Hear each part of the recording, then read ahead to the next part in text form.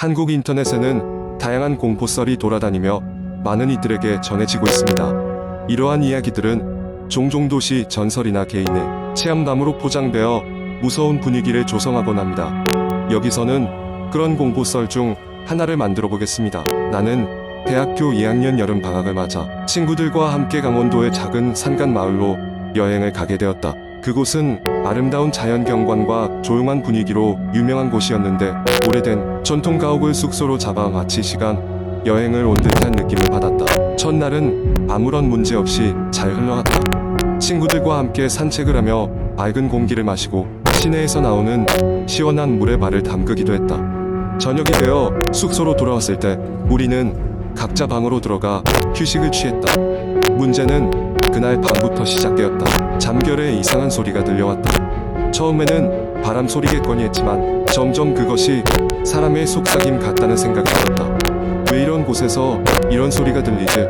하고 생각했지만 피곤했던 나는 다시 잠들고 말았다. 다음날 아침 친구들에게 물어보니 나 이외에도 몇몇이 같은 소리를 들었다고 했다. 그러나 대부분 별 신경 쓰지 않는 분위기다.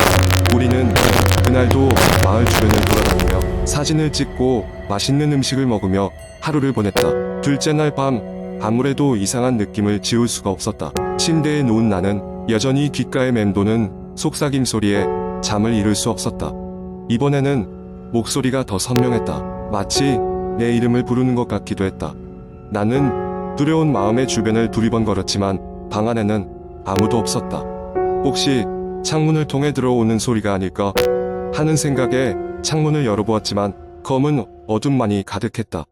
세 번째 날이 되자 우리는 밤마다 들려오는 수상한 소리에 대해 대화를 나누기 시작했다. 그러던 중 한 친구가 마을에서 들은 이야기를 꺼냈다. 예전에 이 마을에 살던 여인이 불행한 사고로 세상을 떠났다. 그 여인은 자신의 죽음을 알리지 못하고 이렇게 속삭이는 것일지도 모른다고 하더라. 그 이야기를 들으니 오싹한 기분이 들었다. 밤이 되어 서로 각자의 방으로 돌아갔을 때 나는 의도적으로 불을 켜고 잠을 청했다. 그러나 여전히 소리는 들렸다. 속삭임은 점점 또렷해졌고 마침내 그것이 무언가를 말하려 한다는 것을 깨달았다. 도와줘. 나는 온몸에 소름이 돋으며 잠에서 깼다. 결국 우리는 마을의 오래된 사당을 찾아가기로 했다. 손전등을 들고 어두운 산길을 따라 사당으로 향하는 동안 이제는 우리의 발걸음을 뒤따르는 발소리마저 들리는 듯했다. 사당에 도착했을 때 안쪽에서 희미하게 빛이 새어 나오는 것을 발견했다. 우리는 조심스럽게 문을 열고 들어갔다. 그곳에는 사람의 형체가 어렴풋이 보였다. 그것은 바로 우리가 들어왔을 때부터 들려오던 속삭임의 주인이었다. 그녀는 무언가에 우긴 듯한 모습이었다. 우리는 떨리는 목소리로 말을 걸기 시작했고 그녀가 우리에게 심각한 사고가 이 마을에서 벌어졌다는 사실을 전해줬다. 그녀의 이야기를 듣고 나서야 우리는 그 사고가 그녀가 겪었던 일이며 아직도 해결되지 않은 채 남아있다는 것을 알게 되었다. 마을로 돌아온 우리는 주민들에게 이 사실을 알렸고 그와 동시에 그녀의 원혼을 기리기 위해 작은 제사도 지내주었다. 그 후로 우리는 더 이상 속삭임을 듣지 못했으며 모든 것이 평화롭게 돌아갔다. 그러나 그 이후로도 가끔씩 친구들과 모여 그 여름밤의 경험을 이야기하며 소름 돋는 기억을 되새기곤 했다. 이 이야기는 단지 창작된 공포썰일 뿐이니 가벼운 마음으로 즐겨주세요. 두 번째 이야기. 한국 인터넷에서는 다양한 공포 이야기가 공유되며 많은 사람들에게 화제를 몰고 옵니다. 그 중에서도 가장 유명한 공포썰 중 하나를 각색하여 길게 작성해 보겠습니다. 저는 몇 년 전까지 서울 시내의 오래된 아파트에서 살고 있었습니다. 그 아파트는 1980년대 초반에 지어진 건물로 전체적으로 낡고 어두운 분위기가 감돌았죠. 특히 계단과 복도는 전구가 자주 나가곤 해서 긴장감이 넘치는 곳이었습니다. 이 아파트에 처음 이사 올 때만 해도 저는 전혀 그런 점에 대해 신경 쓰지 않았습니다. 하지만 어느 날 밤부터 모든 것이 변하기 시작했습니다. 그날은 늦은 야근을 마치고 집으로 돌아온 저는 시계를 보니 이미 자정이 넘어 있었습니다. 엘리베이터가 고장났다는 안내문을 보고 계단을 이용하기로 했습니다. 아무도 없는 계단의 발소리가 울려 퍼질 때마다 어쩐지 소름이 돋았습니다. 그러나 늦은 시간이라 그런가 보다 하고 무시한 채 계속 걸어 올라왔죠. 하지만 5층쯤 올라갔을 때 누군가 발소리를 따라오는 듯한 느낌이 들었습니다. 발걸음을 멈추니 뒤에서 들리던 소리도 멈췄습니다. 뒤를 돌아봤지만 아무도 없었습니다. 그저 조용하고 음산한 복도만이 있을 뿐이었습니다. 순간 소름이 돋았지만 피곤함에 지쳐 얼른 집으로 돌아가기로 했습니다. 며칠 뒤 친구에게 이 일을 이야기하자 그는 웃으며 아마 그 아파트에 귀신이 사는 걸지도 몰라 라며 농담을 했습니다. 서로 웃고 넘겼지만 그 이후로도 비슷한 일이 반복되었습니다. 늦은 밤 홀로 집으로 돌아오는 길에 발소리가 들리고 멈추면 사라지는 신기한 경험이 계속되었죠. 결정적인 사건은 2달쯤 지난 후에 벌어졌습니다. 그날도 야근을 마치고 집으로 돌아오는 길이었습니다. 발소리가 들리기 시작할 즈음 이번에는 그냥 무시하고 속력을 높였습니다. 그런데 그 발소리도 함께 빨라지는 게 느껴지는 겁니다. 더 이상 무시할 수 없던 저는 그 자리에서 재빨리 뛰기 시작했습니다. 집까지 있는 힘껏 달렸고 문을 열자마자 쏟아져 들어왔습니다.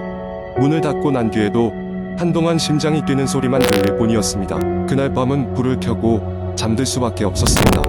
이 일을 계기로 저는 이 아파트에서 이사하기로 결심했습니다. 이상한 일이 계속되자 제 정신 건강에도 좋지 않겠다는 생각이 들었습니다. 물론 친구들은 이런 이야기를 듣고 그냥 자주 있는 망상이라며 넘겼지만요. 몇 주 후 이사 날짜가 정해지고 아파트를 정리하다가 관리사무소의 한 직원으로부터 흥미로운 이야기를 듣게 되었습니다. 이 아파트는 과거의 한 사건으로 인해 악명이 높았던 곳이었습니다. 오래전 한 사람이 이 아파트 계단에서 실족하여 사망하는 사고가 있었는데 이후로 가끔씩 야심한 시간에 그 사람이 귀신을 보았다는 주민들의 이야기가 있었다는 겁니다. 아파트를 떠나기 전 마지막 밤 이번에는 아래층 주민과 함께 오르락내리락하며 이야기를 나누었습니다. 그러자 이상하게도 그날 밤은 아무런 이상한 일도 일어나지 않았습니다. 쇠사슬에서 벗어난 것처럼 홀가분한 기분이 들었죠. 그날 이후 저는 무사히 이사를 마쳤고 새로운 곳에서의 생활을 시작했습니다. 나는 이사가 끝난 후에도 그 아파트에서의 일이 단지 우연일 뿐이기를 바라며 살고 있습니다. 하지만 가끔씩 어두운 골목길을 걸을 때면 여전히 그날의 발소리가 잊히지 않아 긴장하게 되는 것 같습니다. 그 아파트의 오래된 기억은 아마도 영원히 제 머릿속에서 떠나지 않을 것입니다. 세 번째 이야기 몇 년 전 나는 친구들과 함께 여름 휴가를 맞아 한국의 한 시골 마을로 여행을 갔다. 유명한 관광지도 아니고 지인 중 한 명이 알고 있는 외딴 마을이었다. 그곳은 밤하늘 별이 무척 아름답고 조용한 자연 속에서 며칠간 편히 쉬기에 더없이 좋은 곳이었다. 작고 오래된 민박집에 짐을 풀고 나서 우리는 근처 숲으로 산책을 나갔다. 그 숲은 한때 마을 사람들 사이에서 인기가 좋았지만 최근 몇 년간 이유를 알 수 없는 이유로 사람들이 점점 발길을 끊게 되었다고 했다. 그래도 호기심 많은 우리는 두려움을 무릅쓰고 숲길을 걷기로 했다. 숲은 생각보다 울창하고 빛이 잘 들어오지 않았다. 낮인데도 서늘한 공기가 우리를 감싸고 있었다.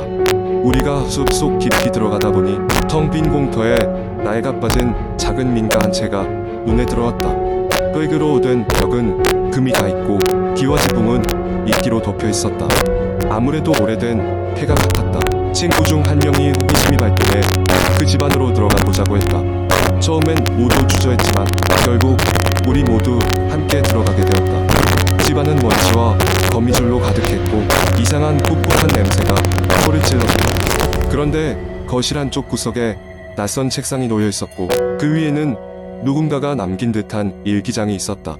일기장은 누렇게 발해 있었고 누군가가 급히기적인 듯한 내용들이 빼곡히 적혀 있었다.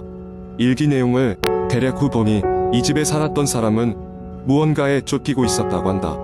귀신 혹은 악령 같은 존재에 대한 이야기가 반복되었다. 일기의 마지막 장은 피로 적힌 듯한 글자로 여기서 벗어날 수 없어 라는 불가해한 문장이었다. 그때부터 우리 모두 이상한 기분을 느끼기 시작했다. 주위가 이유 없이 서늘해졌고 누군가 우리를 지켜보는 것 같은 소름 끼치는 기분이 들었다. 우리는 황급히 그 집을 벗어나 숲 밖으로 달렸다. 마을로 돌아온 후 우리는 민박집 주인에게 숲에 있는 그 폐가에 대해 물었다. 주인은 그곳이 오래전부터 문제의 장소로 알려져 있었다는 이야기를 들려주었다. 그 마을의 전설에 따르면 오래전 한 여인이 그곳에서 살았고 그녀는 어느 날 갑자기 행방불명되었다고 한다. 그 이후로 그 집에서는 기이한 일들이 빈번하게 발생했으며 근처 주민들은 그곳을 기피하게 되었다고 했다. 우리는 그날 밤 민박집에서 술을 마시며 이야기를 나눴지만 모두 왠지 모를 불안감에 쉽게 잠들지 못했다. 방에 누워 천장을 바라보며 나는 그 집 얘기가 머리에서 떠나지 않았다. 이상한 기운이 우리를 감싸고 있는 것만 같았다. 결국 나는 잠에 빠졌고 꿈속에서 나는 그 집 안에 다시 들어가 있었다. 이번에는 혼자였다. 그때 거실에 거울에 비친 얼굴이 내가 아닌 낯선 여자의 얼굴이었다. 그녀는 무표정한 얼굴로 나를 바라보고 있었다. 그녀의 입술은 무언가 말하려고 움직였다.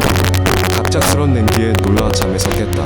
방은 이상하게 차가워졌고 창문 밖에서 무언가 속삭이는 소리가 들리는 것 같았다. 나는 그 소리가 귀신의 것이라 확신하며 이불을 머리 끝까지 뒤집어 쓰고 떨고 있었다. 다음 날 아침 우리는 서둘러 여행을 마치고 집으로 돌아왔다. 그 이후로도 그곳의 기억은 오랫동안 우리를 따라다녔고 숲속의 이상한 집 이야기는 친구들 사이에서 종종 회자되곤 했다.